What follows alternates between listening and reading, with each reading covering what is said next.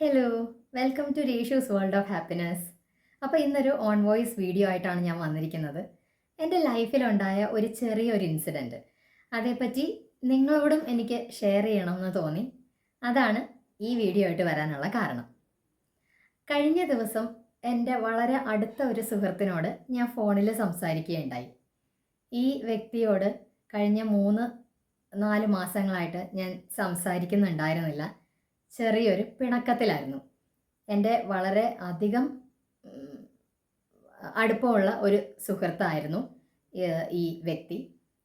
ഞങ്ങൾ ഒരുമിച്ച് വർക്ക് ചെയ്തവരായിരുന്നു. മുമ്പത്തെ കമ്പനിയിൽ ഞങ്ങൾ ഒരുമിച്ചായിരുന്നു. എൻ്റെ അതേ സെക്ഷനിൽ തന്നെ എനിക്ക് ശേഷം വന്ന് ജോയിൻ ചെയ്തതായിരുന്നു ആ വ്യക്തി. അപ്പോൾ ഞങ്ങൾ വളരെ പെട്ടെന്നാണ് കൂട്ടുകാരായത്. കാരണം സെയിം ഡിപ്പാർട്ട്മെൻ്റാണ്. ഞങ്ങൾ ഫേസ് ചെയ്യുന്ന ഇഷ്യൂസ് ഏകദേശം സെയിം ആണ്. അപ്പോൾ ഞങ്ങൾക്ക് തമ്മിൽ അങ്ങോട്ടും ഇങ്ങോട്ടും വിഷമം പറയാം. ഒരാൾ ഫേസ് ചെയ്യുന്ന ഇഷ്യൂ ഇതാണെന്ന് പറയുകയാണെങ്കിൽ ഞങ്ങൾക്ക് അങ്ങോട്ടും ഇങ്ങോട്ടും സൊല്യൂഷൻസ് ഡിസ്കസ് ചെയ്യാം. അവളെ വേണ്ട പോലെ എല്ലാം ഹെൽപ്പ് ചെയ്യാൻ എനിക്ക് സഹായം വേണ്ടപ്പോഴൊക്കെ എന്നെ ഹെൽപ്പ് ചെയ്യാൻ അവൾക്കും സാധിച്ചിരുന്നു. അങ്ങനെ ഞങ്ങൾ വളരെ പെട്ടെന്നാണ് ശരിക്കും പറഞ്ഞാൽ ക്ലോസ് ഫ്രണ്ട്സ് ആയിരുന്നത്. അപ്പോൾ ഞാനായിരുന്നു ശരിക്കും കമ്പനിയിൽ നിന്ന് ആദ്യം റിസൈൻ ചെയ്തത്. അതിനുശേഷം ഒരുപാട് മാസങ്ങൾക്ക് ശേഷമാണ് അവൾ ആ കമ്പനിയിൽ നിന്ന് റിസൈൻ ചെയ്തത്. അപ്പോൾ റിസൈൻ ചെയ്തതിന് ശേഷവും ഞങ്ങൾ ഫോണിൽ മിക്കപ്പോഴും കോണ്ടാക്റ്റ് ചെയ്യുമായിരുന്നു. വിഷമങ്ങൾ അങ്ങോട്ടും ഇങ്ങോട്ടും കമ്മ്യൂണിക്കേറ്റ് ചെയ്യുമായിരുന്നു. അങ്ങനെ വളരെ അടുപ്പത്തിലുണ്ടായിരുന്ന ഒരു വ്യക്തി. ആ വ്യക്തിയായിട്ടായിരുന്നു എനിക്ക് വളരെ ചെറിയ ഒരു കാര്യം എന്ന് പറയേണ്ടി വരും. അത്രയും ചെറിയൊരു കാര്യത്തിൻ്റെ പേരിൽ പിണങ്ങിയിരിക്കേണ്ടി വന്നത്. ഇനി ആ പിണക്കത്തിലേക്ക് കിടക്കാം. അവൾ റിസൈൻ ചെയ്യുന്നതിന് മുന്നേ ഞാൻ അവളോട് മിക്കപ്പോഴും പറയുമായിരുന്നു, നിൻ്റെ ലാസ്റ്റ് ഡേറ്റ് അന്ന് എന്നോട് പറയണം, എവിടെയാണെങ്കിലും ഞാൻ വരും, നമുക്കൊന്ന് കാണാം, കണ്ടിട്ട് ഒരുപാട് നാളായല്ലോ എന്ന് ഞാൻ ഇടയ്ക്കിടയ്ക്ക് അവളെ ഫോണിൽ ഇങ്ങനെ ഞാൻ വിളിച്ച് ഇതിങ്ങനെ പറഞ്ഞുകൊണ്ടേ ഇരിക്കുമായിരുന്നു. അപ്പോൾ അവൾ എന്നോട് പറയുകയും ചെയ്യായിരുന്നു, നിന്നെ കാണാതെ പിന്നെ അങ്ങനെ ഞാൻ പോകുന്നു നിനക്ക് തോന്നുന്നുണ്ടോ? അപ്പോൾ ഉറപ്പായിട്ടും നമുക്ക് കാണാം, ഞാൻ നിന്നോട് പറയാം, അപ്പോൾ നീ വന്നാൽ മതി, നമുക്ക് ഒരു ഈവനിങ് ഒരുമിച്ച് എവിടെയെങ്കിലും റെസ്റ്റോറൻറ്റിൽ പോയിട്ട് നമുക്ക് ഭക്ഷണമൊക്കെ കഴിച്ച് കുറേ തമാശകളൊക്കെ പറഞ്ഞ് അന്നത്തെ പോലെ കുറച്ച് നേരം ടൈം സ്പെൻഡ് ചെയ്തിട്ട് നമുക്ക് എല്ലാവർക്കും മാറാം എന്നൊക്കെ അവൾ പറയുകയും ചെയ്യുമായിരുന്നു. അങ്ങനെ ഇരിക്കെ ഒരു ദിവസം ഞാൻ ഇൻസ്റ്റയാണോ FB ആണോ എന്ന് ഞാൻ ഓർക്കുന്നില്ല, ഇൻസ്റ്റയാണെന്ന് തോന്നുന്നു, സ്റ്റോറി നോക്കുമ്പോൾ, ഇവളുടെ സ്റ്റോറി നോക്കുമ്പോൾ ഞാൻ കാണുകയാണ് ഇവളും ഞങ്ങൾക്ക് ഒപ്പം ഉണ്ടായിരുന്ന എന്നാൽ റിസൈൻ ചെയ്തു പോയ മറ്റ് എംപ്ലോയീസുമായിട്ട് നിന്നിട്ട് ലാസ്റ്റ് വർക്കിംഗ് ഡേയുടെ ഫോട്ടോ ഇട്ടിരിക്കുന്നു. എനിക്ക് ഒരു നിമിഷം ആ ഫോട്ടോ കണ്ടപ്പോൾ ഞാൻ വല്ലാതെ തകർന്നു പോയി. കാരണം എന്താണെന്ന് വെച്ചാൽ ആ ഫോട്ടോയിൽ ഞാനില്ല. ഞാനും ഇവളുമായിരുന്നു എപ്പോഴും എന്ത് മീറ്റപ്പ് ചെയ്യണമെങ്കിലും എന്ത് പരിപാടി ഒപ്പിക്കണമെങ്കിലും ഇനീഷ്യേറ്റീവ്സ് എടുത്തുകൊണ്ടിരുന്നത് ഞാനും ഇവളും കൂടെ ആയിരുന്നു. അപ്പോൾ ആ ഒരു ഫോട്ടോയിൽ ഞാനില്ല. അവളുടെ ലാസ്റ്റ് വർക്കിംഗ് ഡേ ആണ്. എന്നാൽ ഞാനില്ല എന്നതിനേക്കാൾ അധികം എന്നെ വേദനിപ്പിച്ചത് എന്താണെന്ന് വെച്ച് കഴിഞ്ഞാൽ വിട പറഞ്ഞു പോയ മറ്റ് എംപ്ലോയീസ് ആ ഫോട്ടോയിലുണ്ട്, ഞാനില്ല എന്നുള്ളത് എനിക്ക് ഭയങ്കരമായിട്ട് അങ്ങോട്ട് സങ്കടം ഉണ്ടാക്കുന്ന ഒരു കാര്യമായിപ്പോയി. അവൾ എന്നെ മറന്നുപോയോ എന്ന് പോലും എനിക്കൊരു ചിന്ത വന്നുപോയി. മാത്രമല്ല ആ ഒരു സമയത്ത് ഞാൻ കുറച്ചധികം ടഫായിട്ടുള്ളൊരു ഫേസിൽ കൂടെ കടന്നു പോകുന്ന ഒരു സമയമാണ്. ഒരു സ്ട്രഗ്ലിംഗ് ഫേസ് എന്ന് പറയാം എനിക്ക്. അങ്ങനെ ഒരു ഫേസിൽ കൂടെ കടന്നു പോകുന്ന ഒരു സമയമായിരുന്നു. മാത്രമല്ല എനിക്കധികം ഫ്രണ്ട്സ് എന്ന് പറയാനില്ല. ഞാൻ വളരെ ചെറിയ ഒരു ഫ്രണ്ട് സർക്കിൾ മെയിൻറ്റെയിൻ ചെയ്യുന്ന ഒരു വ്യക്തിയാണ്. പണ്ട് കാലത്തൊക്കെ, അതായത് പഠനകാലത്തൊക്കെ ഞാൻ ഓടി നടന്ന് ഫ്രണ്ട്ഷിപ്പുകൾ ഉണ്ടാക്കിക്കൊണ്ടിരുന്ന ഒരു വ്യക്തിയാണ്. പക്ഷെ പിന്നീട് നമ്മുടെ ലൈഫിൻ്റെ ഓരോ സ്റ്റേജസിലും നമുക്ക് ഓരോ റിയലൈസേഷൻ വരുമല്ലോ. അങ്ങനെ ഞാൻ മനസ്സിലാക്കി ക്വാണ്ടിറ്റിയേക്കാൾ അധികം ക്വാളിറ്റിയാണ് നല്ലതെന്ന് മനസ്സിലാക്കിയതിന് ശേഷം വളരെ ചെറിയ ഒരു ഫ്രണ്ട് സർക്കിൾ മെയിൻറ്റെയിൻ ചെയ്തിരുന്ന ഒരു വ്യക്തിയായിരുന്നു ഞാൻ. അപ്പോൾ ആ ഒരു ചെറിയ സർക്കിളിൽ ഇവൾക്കുണ്ടായിരുന്ന ഒരു സ്ഥാനം എന്ന് പറയുന്നത് വളരെ വലുതായിരുന്നു. അപ്പോൾ അങ്ങനെ ഒരു വ്യക്തിയിൽ നിന്ന് അവളുടെ ലാസ്റ്റ് വർക്കിംഗ് ഡേയിൽ അത്രയും ഞാൻ കൂടെ ഉണ്ടാവണമെന്ന് ഞാൻ ആഗ്രഹിച്ചിട്ടും ആ ഫോട്ടോയിൽ ഞാനില്ല. അതായത് എന്നെ കൂടാതെ അവർ ആ മീറ്റപ്പ് നടത്തി എന്നുള്ളത്, ആ ഒരു അറിവ് എനിക്ക് ആ ഒരു വളരെ സ്ട്രഗ്ലിംഗ് ആയിട്ടുള്ളൊരു ഫേസിൽ ഈ കുറച്ച് ഫ്രണ്ട് സർക്കിൾ മാത്രമുള്ള ആ കുറച്ച് സർക്കിളിനെ മാത്രം ഡിപ്പെൻഡ് ചെയ്ത് ജീവിക്കുന്ന എനിക്ക് അത് ഭയങ്കര ഒരു ഷോക്കായിരുന്നു. എനിക്ക് ആ ഫോട്ടോ കണ്ട നിമിഷം എൻ്റെ കണ്ണെല്ലാം അങ്ങ് നിറഞ്ഞ് ഒഴുകാൻ തുടങ്ങി. കാരണം അവൾ എൻ്റെ അത്രയും അടുത്ത ഒരു ഫ്രണ്ടായിരുന്നു. ഞങ്ങൾ ഇത്രയും വർഷത്തിനിടയ്ക്ക് എനിക്കിങ്ങനെ ഒരു കമ്പനിയിലും വർക്ക് ചെയ്ത് ഒരുപാട് കമ്പനികളിൽ ഞാൻ വർക്ക് ചെയ്തിട്ടുണ്ട് ഉണ്ട്. പക്ഷേ ഒരു കമ്പനിയിലും ഇത്രയും അടുപ്പമുള്ളൊരു ഫ്രണ്ട്ഷിപ്പ് എനിക്ക് ഉണ്ടായിട്ടില്ല. അത്രയും അടുത്ത ഒരു കൂട്ടുകാരിയായിരുന്നു അവളെനിക്ക്. അപ്പോൾ അവളിൽ നിന്നും അവൾ എന്നെ മറന്നല്ലോ എന്നൊരു ചിന്ത എനിക്ക് എൻ്റെ ഉള്ളിൽ വല്ലാതൊരു വേദനയുണ്ടാക്കി. അത് മാത്രമല്ല, ഞാൻ നേരത്തെ പറഞ്ഞതുപോലെ സ്ട്രഗിളിങ് ആയിട്ടുള്ള ഫേസിൽ കൂടെ പോകുന്നത് കൊണ്ട് എനിക്ക് ആ നിമിഷം എന്താ നീ അങ്ങനെ ചെയ്തത് എന്ന് അവളോട് ചോദിക്കാൻ പോലുമുള്ളൊരു മാനസികാവസ്ഥ എനിക്കുണ്ടായില്ല. ദേഷ്യവും സങ്കടവും എല്ലാം കൂടെ ഇരുന്നപ്പോൾ ആ ഒരു ഇമോഷനിൽ ഞാൻ എന്ത് ചെയ്തു എന്ന് വെച്ച് കഴിഞ്ഞാൽ, ഞാൻ അവൾക്ക് ഇൻസ്റ്റയിൽ ഒരു മെസ്സേജ് അയച്ചു. സോറി, ഇനി ഞാൻ നിന്നെ കാണാൻ വരില്ല എന്ന് പറഞ്ഞിട്ടൊരു മെസ്സേജ് അയച്ച് ഞാൻ ഒരു നിമിഷം കൊണ്ട് ഞാൻ അവളെ അൺഫ്രണ്ട് ചെയ്ത് പോയി. അവളെ മാത്രമല്ല, അന്ന് ആ ഫോട്ടോയിലുണ്ടായിരുന്ന എൻ്റെ കൂടെ വർക്ക് ചെയ്തിരുന്ന മറ്റ് എംപ്ലോയീസ് അവരും ഓൾറെഡി റിസൈൻ ചെയ്ത് മറ്റ് സ്ഥലങ്ങളിലേക്ക് പോയി. അപ്പോൾ അവർക്കും ഞാൻ മെസ്സേജ് അയച്ചു, ഇനി ഞാൻ നിങ്ങളെ ആരെയും ഞാൻ കാണാൻ വരില്ല. അത് കാരണം എന്താണെന്ന് വെച്ച് കഴിഞ്ഞാൽ, എൻ്റെ കല്യാണം നടന്ന സമയത്ത് ഹൽദിക്കും പിന്നെ അതുപോലെ ഈ പ്രീ വെഡിങ് ഷൂട്ട് അങ്ങനെ എല്ലാത്തിനും സഹകരിച്ച ഒരു ടീമായിരുന്നു അവർ. അപ്പം ഇത്രയൊക്കെ അടുത്ത് നിന്നിട്ടും എന്നെ ഈ മീറ്റപ്പിൻ്റെ സമയത്ത് ഇൻക്ലൂഡ് ചെയ്തില്ല എന്നുള്ളത് എന്നെ സംബന്ധിച്ച് എനിക്ക് ഭയങ്കര വിഷമമായി. അപ്പോൾ എന്തുകൊണ്ട് അങ്ങനെ ചെയ്തു എന്ന് ഞാൻ ആരോടും എക്സ്പ്ലനേഷൻ ചോദിച്ചതുമില്ല. ഞാൻ പോവുകയാണ്, അതിന് റീസൺ ഇതാണെന്ന് ഞാൻ ആരോടും എക്സ്പ്ലനേഷൻ കൊടുത്തതുമില്ല. ഞാനിങ്ങനെ ഒരാളോട് മാത്രം, ഒരു വ്യക്തിയോട് മാത്രം ഞാൻ മെസ്സേജ് ഇട്ടു. എൻ്റെ ഈ അടുത്ത കൂട്ടുകാരിയോടല്ല, മറ്റൊരു വ്യക്തിയോട് ഞാൻ മെസ്സേജ് ഇട്ടു, ഇനി ഞാൻ നിങ്ങളെ കാണാൻ വരില്ല. നിങ്ങൾക്ക് എന്നെ വിളിക്കാമായിരുന്നു, ഞാൻ നിങ്ങളുടെ കയ്യെത്തും ദൂരത്തുണ്ടായിരുന്നു, നിങ്ങൾക്ക് എന്നെ വിളിക്കാമായിരുന്നു. ഒരു വാക്കുപോലും നിങ്ങൾ എന്നോട് പറഞ്ഞില്ല. അതുകൊണ്ട് ഇനി എനിക്ക് എന്നെ വേണ്ടാത്ത ഒരു ഫ്രണ്ട്സ് സർക്കിളിൽ ഞാൻ നിൽക്കേണ്ട ആവശ്യമില്ല. ഇനി നിങ്ങൾ എന്നെ കാണില്ല, ഞാൻ നിങ്ങളുമായിട്ട് യാതൊരു കൂട്ടിനും ഉണ്ടാവില്ല എന്നൊരു മെസ്സേജ് അയച്ചിട്ട് അവരുടെ ഒരു എക്സ്പ്ലനേഷൻ കേൾക്കുന്നതിന് പോലും മുമ്പേ ഞാൻ എല്ലാവരെയും അൺഫ്രണ്ട് ചെയ്ത് ഞാൻ ഇൻസ്റ്റാഗ്രാമിൽ നിന്ന് പോയി. ഐ മീൻ അവരുടെ ഒരു ലിസ്റ്റിൽ നിന്ന് പോയി. പിന്നീട് ഞാൻ കുറച്ച് നാൾ ആ ഒരു ദേഷ്യം സങ്കടം എല്ലാം കൂടി ചേർന്നുള്ള ആ ഒരു ഫേസിൽ തന്നെയായിരുന്നു കുറച്ച് നാൾ. ഞാൻ ആരെയും കോണ്ടാക്ട് ചെയ്യാനൊന്നും പോയില്ല. ഞാൻ എൻ്റേതായ വഴിയിലേക്ക് പോയി. ശരിക്കും പറയുകയാണെങ്കിൽ മിന്നാമിന്നി കൂട്ടം എന്ന് പറഞ്ഞൊരു കമൽ സിനിമയുണ്ടായിരുന്നു. സാറിൻ്റെ സിനിമയിൽ മീര ജാസ്മിൻ്റെ കഥാപാത്രം ഒരു പെട്ടെന്നുണ്ടായ ഒരു ദേഷ്യത്തിന് ഫോണും എറിഞ്ഞുടച്ച് എല്ലാവരിൽ നിന്നും കോണ്ടാക്റ്റ് വിട്ട് ദൂരേക്ക് പോകുന്നൊരു സീനുണ്ട് എന്ന് പറഞ്ഞതുപോലെ ഞാനും ഒരു പോക്ക് പോയി. പിന്നെ ആരുമായിട്ട്, അതിലെ മീര ജാസ്മിൻ്റെ ക്യാരക്ടറിനെ പോലെ ആരുമായിട്ടൊരു കോണ്ടാക്റ്റ് ഉണ്ടായിരുന്നില്ല. അങ്ങനെ ഞാനും കോണ്ടാക്റ്റ് ആരോടും വെച്ചില്ല. പക്ഷേ ഞാൻ എല്ലാവരെയും കാണുന്നുണ്ടായിരുന്നു. അതായത് സ്റ്റാറ്റസും സ്റ്റോറിയൊക്കെ കാണുന്നുണ്ടായിരുന്നു. എസ്പെഷ്യലി എൻ്റെ ഈ കൂട്ടുകാരിയുടെ സ്റ്റാറ്റസ് ഞാൻ കാണുന്നുണ്ടായിരുന്നു. പതിയെ പതിയെ ഞാൻ ആ ഒരു സ്ട്രഗിളിങ് ഫേസിൽ നിന്ന് പുറത്തേക്ക് വരാൻ തുടങ്ങിയപ്പോൾ തൊട്ട് എനിക്ക് വല്ലാതെ സങ്കടം ഉണ്ടായി തുടങ്ങി. കാരണം അവൾ എൻ്റെ കൂടെ അങ്ങനെ നിന്നൊരു സുഹൃത്താണ്. അവളോട് മിണ്ടിയിട്ട് തന്നെ ഇത്രയും നാളായി എന്നുള്ളത് എനിക്ക് ആ സങ്കടം എൻ്റെ ഉള്ളിൽ വീണ്ടും വന്നു തുടങ്ങി. ഞാൻ മനഃപൂർവ്വം എൻ്റെ സൗകര്യത്തിനനുസരിച്ച് ഞാൻ ഒഴിവാക്കിയതല്ല. എൻ്റെ സ്ട്രഗിളിങ് ഫേസിൽ എന്നെ തന്നെ കൺട്രോൾ ചെയ്യാൻ പറ്റാത്തൊരു മാനസികാവസ്ഥയിൽ കൂടെ ഞാൻ കടന്നു പോകുന്ന സമയമായിരുന്നു. അപ്പോൾ ഞാൻ കുറേ ഇമോഷൻസിൻ്റെ പുറത്താണ് ഡിസിഷൻസ് ആ സമയത്ത് എടുക്കുന്നത്. അത് കഴിഞ്ഞ് ആ ഒരു ഫേസിൽ നിന്നും പതിയെ റിക്കവർ ചെയ്ത് പുറത്തേക്ക് വരുന്ന അവസരത്തിൽ നമ്മൾ ലോജിക്കലി തിങ്ക് ചെയ്യാനൊക്കെ തുടങ്ങുമല്ലോ. അങ്ങനെ ചിന്താശക്തിയൊക്കെ തിരിച്ചു വന്ന സമയത്ത് എനിക്ക് ഇങ്ങനെ ഭയങ്കര വിഷമം ഉണ്ടാവാൻ തുടങ്ങി. ചിന്തിക്കാൻ തുടങ്ങി ഞാൻ പറയണമായിരുന്നു അവളോട്, അല്ലെങ്കിൽ ചോദിക്കണമായിരുന്നു. എനിക്ക് അവളോടത് ചോദിക്കാനുള്ള സ്വാതന്ത്ര്യം ഉണ്ടായിരുന്നു. നീ എന്താ അങ്ങനെ ചെയ്തേ? നീ എന്നെ എന്തുകൊണ്ട് കൂട്ടിയില്ല? ഞാനല്ലേ നിന്നോട് എപ്പോഴും പറഞ്ഞുകൊണ്ടിരുന്നേ നിൻ്റെ ലാസ്റ്റ് വർക്കിംഗ് ഡേയിൽ എന്നെ വിളിക്കണം എന്ന് ഞാനല്ലേ നിന്നോട് ഒത്തിരി പറഞ്ഞിട്ടുള്ളത്. അപ്പം നീ എന്നെ എന്തുകൊണ്ട് കൂട്ടിയില്ല എന്നെനിക്ക് ചോദിക്കാമായിരുന്നു. അതിനുള്ള സ്വാതന്ത്ര്യം എനിക്കുണ്ടായിരുന്നു. പക്ഷേ ഞാനത് ചോദിച്ചില്ല. എന്നാൽ എന്ത് കാരണം കൊണ്ട് ഞാൻ പോകുന്നു എന്നുള്ളത് ഞാൻ അവളോട് എക്സ്പ്ലെയിൻ ചെയ്യാൻ നിന്നതുമില്ല. അങ്ങനെ വലിയൊരു തെറ്റ് ഞാൻ ചെയ്തു. അതെനിക്ക് മനസ്സിലായപ്പോൾ ഞാൻ അവളെ കോണ്ടാക്ട് ചെയ്യാൻ ഒരുപാട് വഴി നോക്കി. പക്ഷേ അവൾ റെസ്പോണ്ട് ചെയ്യുന്നുണ്ടായിരുന്നില്ല. അപ്പോൾ എനിക്ക് മനസ്സിലായി അവൾക്ക് എന്നോട് ഭയങ്കര ദേഷ്യമായിട്ടുണ്ട് എന്നുള്ളത് എനിക്ക് മനസ്സിലായി. അങ്ങനെ ഇരിക്കെ കഴിഞ്ഞൊരു ദിവസം ഞങ്ങളുടെ ഈ ഗ്യാങ്ങിൽ തന്നെ ഉണ്ടായിരുന്ന, റിസൈൻ ചെയ്ത് വേറെ കമ്പനിയിൽ വർക്ക് ചെയ്യുന്ന ഒരു കുട്ടി, ഞങ്ങളുടെ ഇടയിലുണ്ടായിരുന്ന ആ കുട്ടി അവളുടെ കല്യാണത്തിന് എന്നെ വിളിച്ചു. കറക്റ്റ് മിന്നാമിന്നിക്കൂട്ടം പോലെ തന്നെ. അതിൽ എനിക്ക് ആ നടിയുടെ പേര് ഓർമ്മ വരുന്നില്ല. പുള്ളിക്കാരിയുടെ കല്യാണത്തിനാണ് മീര ജാസ്മിന് മെയിൽ അയക്കുന്നത് എന്ന് പറയുന്ന പോലെ തന്നെ പുള്ളിക്കാരത്തിയുടെ കല്യാണം ക്ഷണിക്കാനായിട്ട് എന്നെ ഫോൺ വിളിച്ചു. പക്ഷെ അവൾ എന്നോട് പിണക്കമുള്ള രീതിയിലൊന്നും അല്ല സംസാരിച്ചത്. വളരെ ഫ്രണ്ട്ലി ആയിട്ട് നമ്മൾ നോർമലി കല്യാണം എങ്ങനെ വിളിക്കും അതുപോലെ തന്നെ കല്യാണം വിളിച്ചു. ആ ഒരു സിറ്റുവേഷൻ കൂടെ ആയപ്പോഴേക്കും എനിക്ക് ഭയങ്കരമായിട്ട് അങ്ങോട്ട് എനിക്ക് സങ്കടം വരാൻ തുടങ്ങി.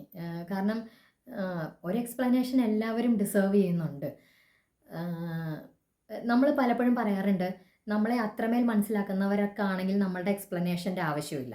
നമ്മളെ ഒട്ടും മനസ്സിലാക്കാത്തവർക്ക് നമ്മൾ എത്ര എക്സ്പ്ലെയിൻ ചെയ്തിട്ട് കാര്യവുമില്ല എന്ന് നമ്മൾ പറയാറുണ്ടെങ്കിൽ പോലും ചില സമയങ്ങളിൽ നമ്മൾ എക്സ്പ്ലനേഷൻ അത് നമ്മളുടെ ഓപ്പോസിറ്റ് നിൽക്കുന്ന വ്യക്തി അർഹിക്കുന്നുണ്ട്.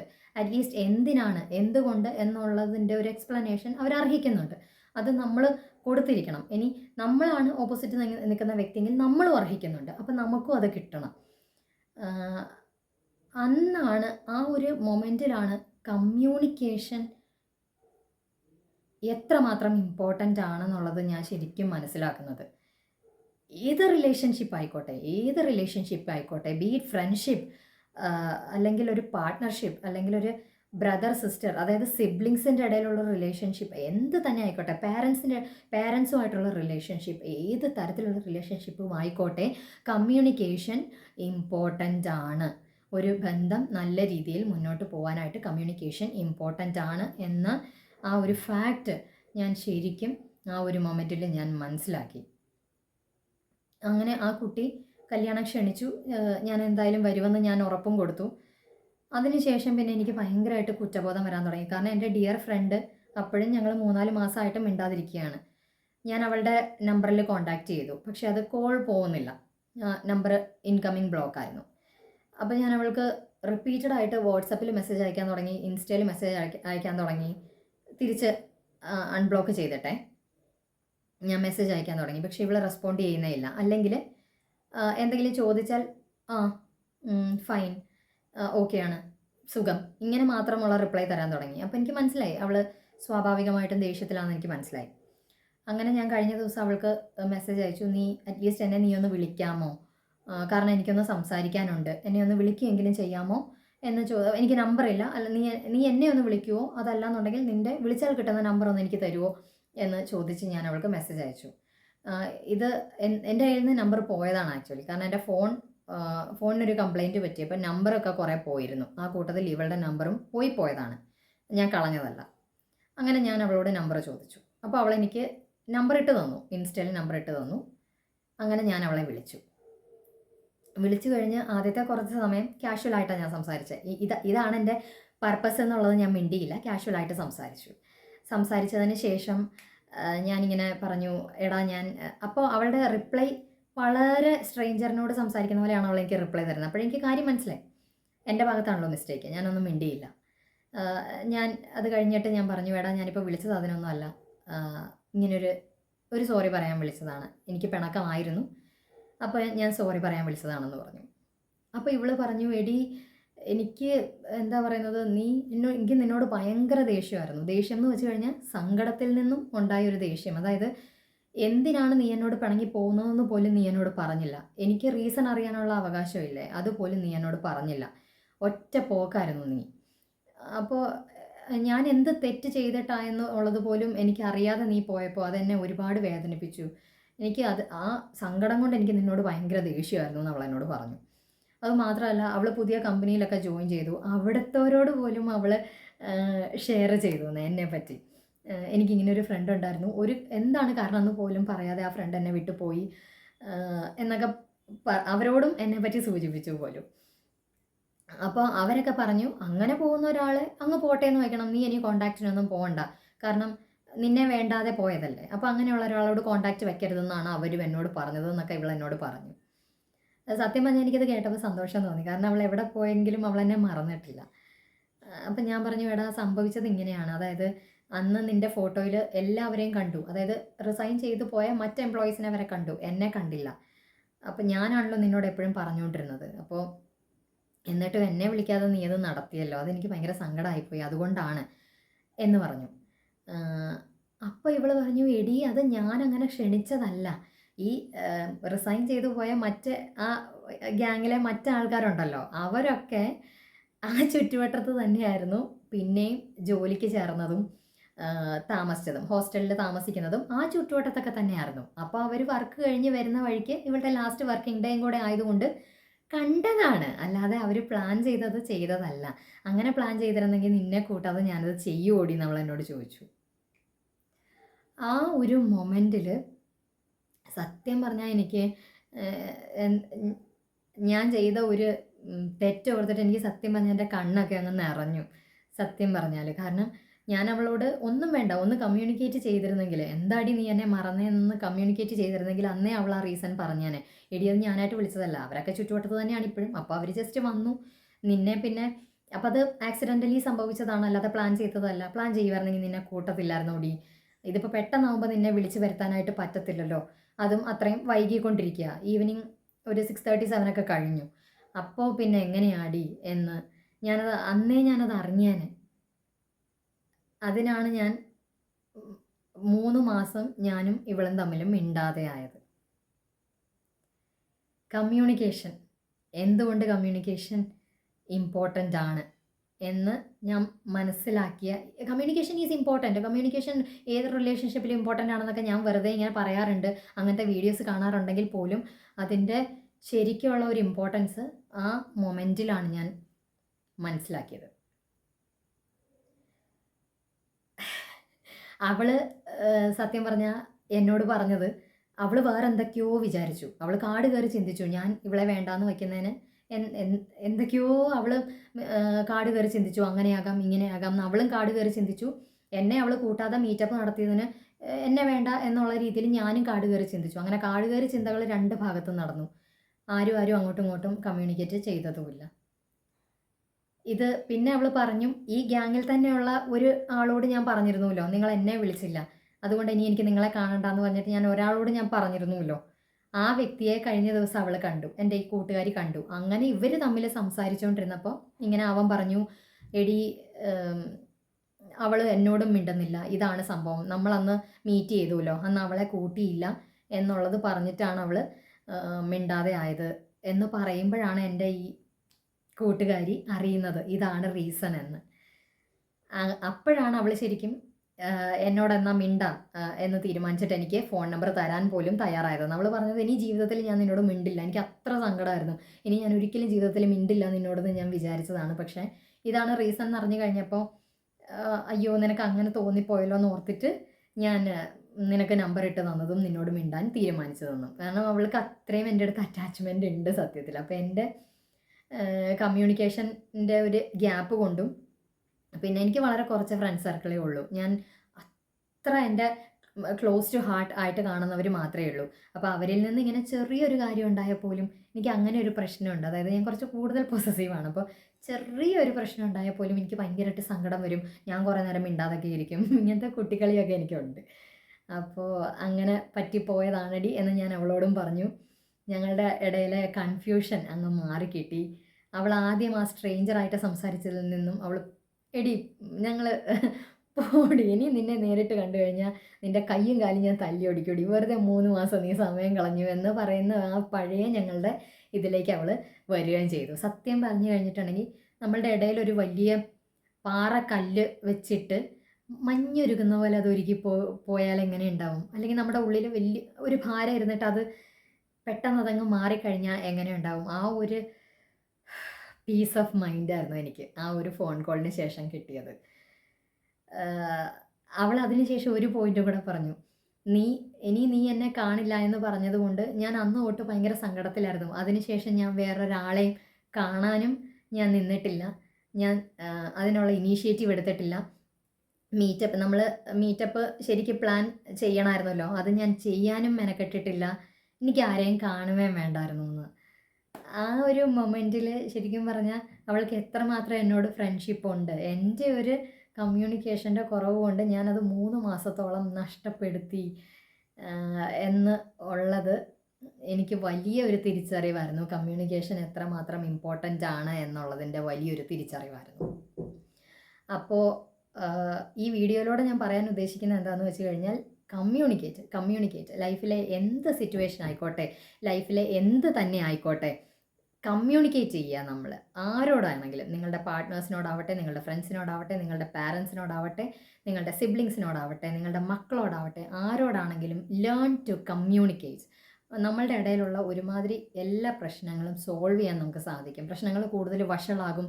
കുറച്ച് നാൾ കഴിയുമ്പോൾ ഈഗോ വർക്കൗട്ട് ചെയ്യും. അവൻ ആദ്യം മിണ്ടട്ടെ എന്ന് നമ്മൾ വിചാരിക്കും, നമ്മൾ ആദ്യം മിണ്ടട്ടെ എന്ന് അവർ വിചാരിക്കും. അങ്ങനെ അകലം കൂടി പോകും.